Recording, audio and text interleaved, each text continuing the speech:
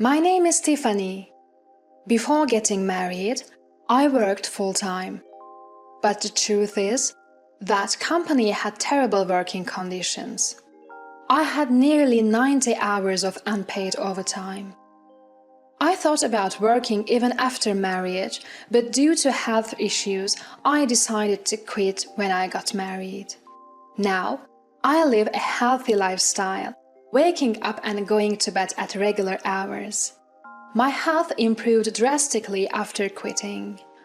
My husband, Theo, didn't oppose my decision to quit. He seems to love that I'm home, doing household chores and welcoming him back from work. Back when we were newlyweds, he would often say, "I'm so lucky to have a wife who welcomes me home." Though, after 5 years, that sentiment became a given. But that's to be expected. Still, issues crop up over the years. My mother-in-law, Sarah, who used to be sweet, now often asks, "When will you give me a grandchild?" every time we visit. And she always chooses to say it when Theo isn't around. Years of hearing this has built up a considerable amount of stress for me. To be honest, I don't want to see her because of the pressure she gives. My father-in-law, John, is a quiet, kind man who doesn't interfere. The irony is, it's Theo who says, "Kids are just a hassle, they also cost a lot." Yet, when confronted with his parents, he acts as if it's none of his business. Once I told him, "If you don't want kids, explain it to your parents." But he shrugged it off saying, "Isn't that a conversation for women?" At crucial times, he evades responsibility with his own set of values. Because of this, to his mother, I seem the wife who can't have children, and he's the husband supporting her. Finally, I tried to clarify. It's Theo who doesn't want kids.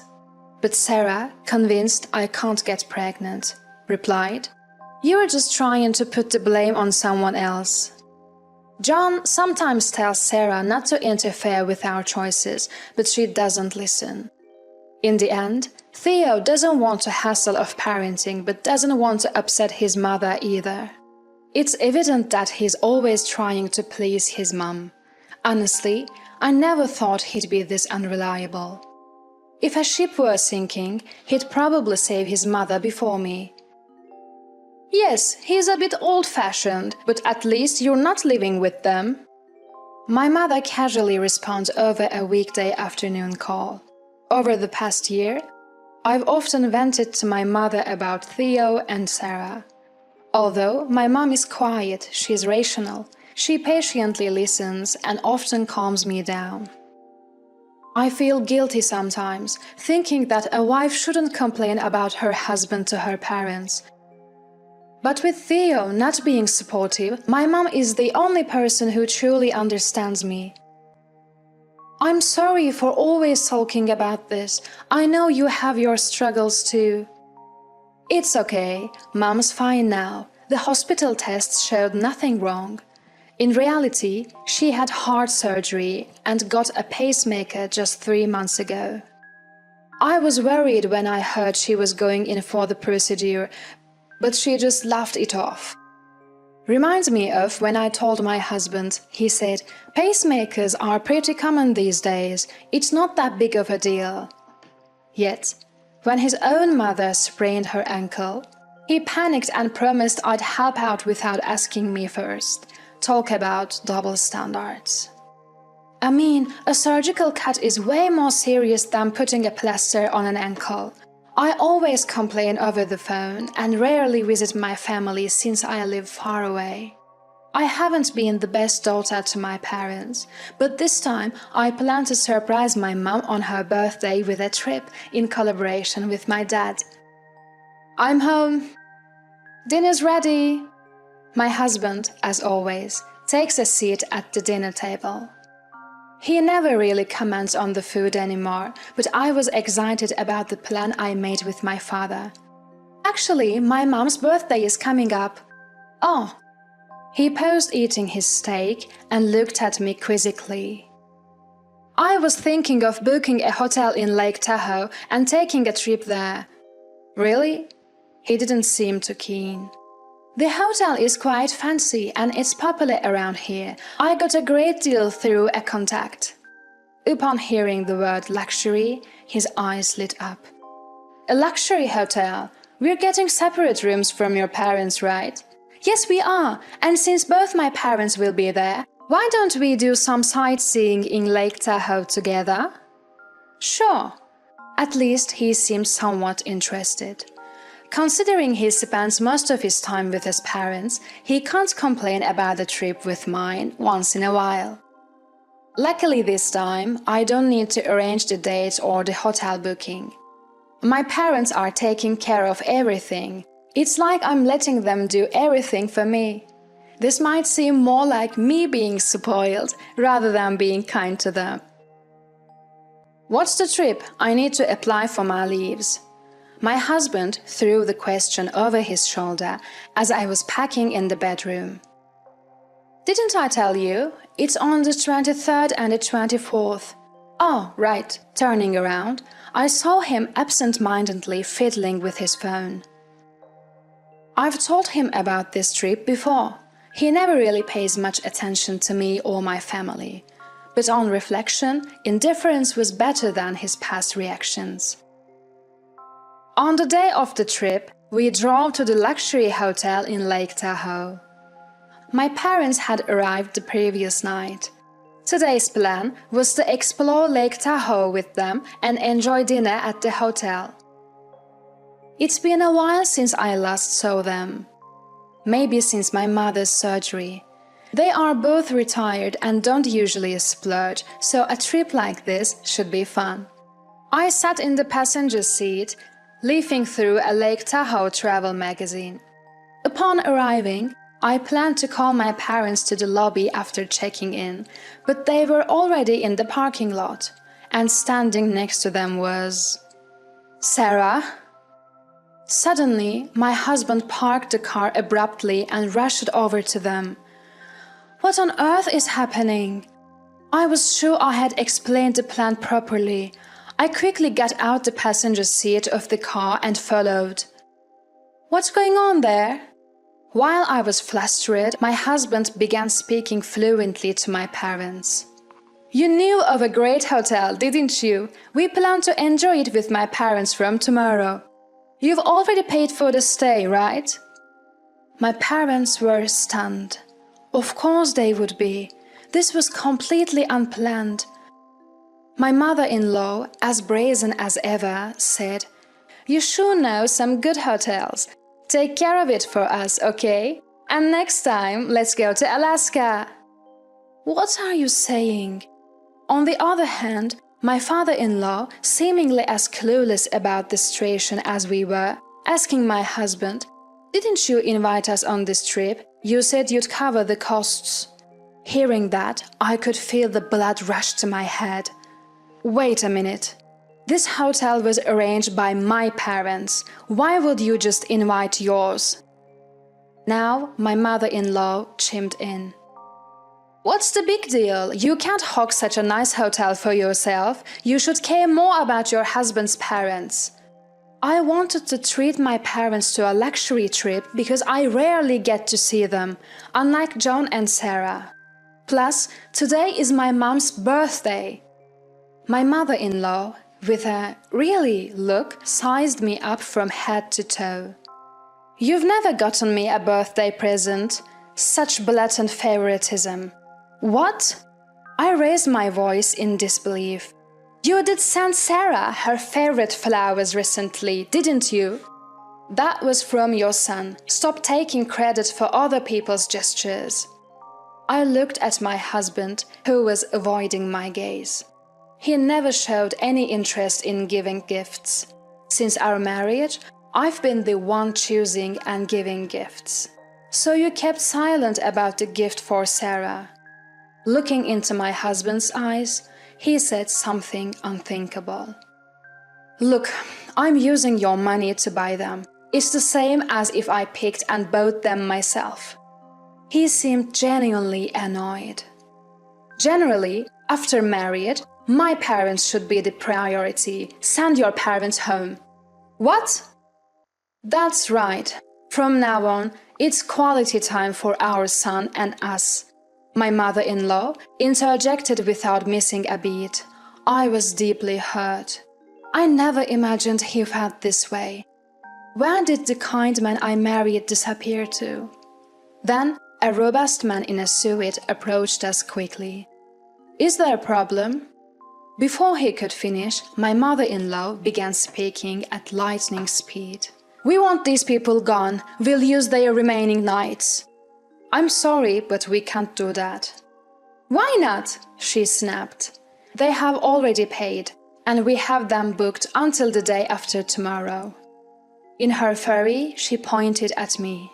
She is my son's wife. What belongs to my son's wife and her parents is practically ours. My husband just nodded. Seeing that scene, all my pent-up feelings felt like they exploded. The man apologized and said they couldn't do that, but she replied, First of all, you are letting such poor-looking people stay here. Won't it ruin the hotel's reputation? My husband started blaming me along. I decided to approach my husband's back and tell him the truth. You know, this place is my father's family home. What? My husband and mother-in-law stared at me with wide eyes. The man in the suit is my father's younger brother, which means he is my uncle. My uncle started speaking in a firm yet humble tone. My brother and I have a big age difference. Back then, our parents were busy with their hotel business. He took care of me like a parent. Everything I have now is because of him. Hearing this, my father became emotional and whispered, When I heard you were staying here, I was truly happy, thinking I could finally repay his kindness. But you, thinking you could stay for free just because it's your son's wife's family? Oh! I could hear my mother-in-law's groaning. We have rooms available ranging from $450 to $1,800 per night. Please proceed the front desk if you are interested. Stunned by the price, my husband and his mother were flustered. What do? We don't know any other hotels. What do you expect me to say? Watching the two, my father-in-law let out a deep sigh. This is karma for always taking credit for Tiffany's achievements and trying to impress your mother with them. My husband seemed at a loss for words. I'm truly sorry, everyone. I never thought my son would do something like this. He began to apologize deeply. No, wait, John. I quickly intervened. My father-in-law is a victim too. He was invited to the hotel by his son only to find out he'd been deceived. Though my mother-in-law seemed to have been told even more. Suddenly, she had an idea. Wait, since it's a hotel run by relatives, can't you give us a discount? We are family after all. How shameless can she be? Has she forgotten all that she has done? But my uncle calmly stated, I don't consider someone who insults my loved ones as family. His words made me realize something. The way my husband and mother-in-law had been treating me all along was condescending. All the unpleasant tasks were left to me. Any prize was stolen by them. What was I to them? They exploited and belittled me. If they had thought about my family even a little, this trip wouldn't have happened. You've always looked down on me, haven't you? I said, looking at my husband, who hung his head in silence. You thought my parents would let this slide if you pushed hard enough. How awful! I couldn't afford to stay at such an expensive hotel. I just wanted to impress people. With a face full of regret, he glared at me. My father-in-law approached, looking disappointed. Isn't this just like you? always trying to look good in front of your mother. Who is the person you should be protecting the most right now? Huh? My husband stood still, looking confused. With a stump face, my father-in-law continued. Listen, you are married. Your priority should be protecting your wife, not impressing your mother. And yet, you... My husband looked away. But I noticed the expression on his face. He will always choose his mother, no matter what anyone says. Summoning my courage, I raised my voice. John, thank you for all you've done for me so far. You've helped me more times than he ever did, but I can't continue living with him as a couple any longer. My husband looked up, surprised. Let's get a divorce. Saying the word divorce out loud made me feel incredibly liberated. Right, I've always wanted to divorce him. Are you serious? I heard my mother's voice from behind. I nodded. Yes, I've been thinking about it for a while now. Hold on, I'll apologize for what happened this time. Watching my husband scramble was almost like seeing a stranger's plight. It's not just about what happened this time, it's the forgotten gifts for Sarah and countless other things. Of course, today played part in my decision. Suddenly, my mother-in-law, red-faced with fury, yelled, "A woman like you, who doesn't work or even have children, should be grateful just to be married." The realization that I could also sever ties with her left me with no fear. Look, I won't be belittled, and just for your information, it was your son who didn't want kids, saying parenting would be a hassle. I bet you never heard that from him. My mother-in-law just sat down, stunned. She had always believed it was my fault, not realizing it was her son's decision all along. So, my husband and mother-in-law were taken away by my father-in-law, and I went on to enjoy a family vacation with my own parents. You had quite the eventful birthday, didn't you? I'm sorry. My mom, with her usual cheerful tone, as long as you are happy, that's all that matters. But who knew he was that awful? I should have visited earlier to see how things were. No, it's okay. I've been in that life for so long. I became indifferent. This was a wake-up call. My typically silent father seemed to have a hint of joy on his face. After that, my husband and I divorced. But it seems the relationship between him and his mother has soured. He was never the considerate type and always left everything but his job to me. Without me, his apartment was reportedly turned into a garbage dump. Apparently, my ex-mother-in-law visits him regularly to clean up. However, she's nearing her breaking point, often fighting with the son she used to adore. Once, their argument got so heated the police were called. My ex-father-in-law claims she brought this upon herself by spoiling their son. Interestingly, on the day of the hotel incident, a neighborhood association president, whom my ex-mother-in-law was close with, was vacationing there too. He saw all her unreasonable antics. As a result, she's lost all respect in their community, labeled as the mother of the husband who bullied his wife into divorce. As for me, I found a job at my uncle's hotel. Searching for a job post-divorce, he offered me a position, keeping the fact that I'm the owner's relative a secret. I'm now learning from more experienced staff members. The hotel job requires meticulous attention, and while there are tasks I haven't mastered yet, and times I've been corrected.